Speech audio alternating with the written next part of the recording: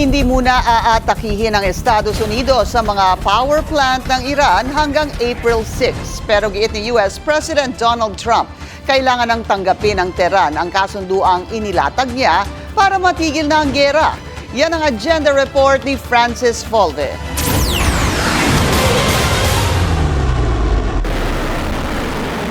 Sa hiling daw ng gobyerno ng Iran, pinalawig pa ni US President Donald Trump ng 10 araw ang pagtigil sa pambobomba sa mga power plant ng Tehran.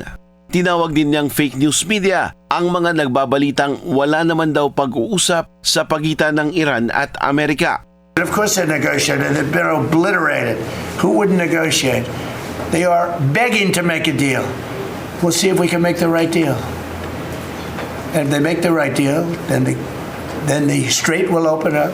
Kasabay nito ang isa na namang babala ni Trump laban sa Iran. But they now have the chance, that is Iran, to permanently abandon their nuclear ambitions and to chart a new path forward.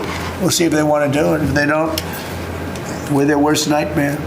In the meantime, we'll just keep blowing them away, unimpeded, unstopped. Well, there's not a thing they can do about it. They can't do anything about it. One-sided and unfair kung ilarawan ng Iran ang US proposal para matapos na ang giyera. Pero bukas pa rin naman daw sila sa diplomasya. Higit 3,000 na ang namamatay simula ng ilunsad ng Israel at Amerika ang mga opensiba laban sa Iran noong February 28. Para sa agenda, Francis Volve, Billionario News Channel.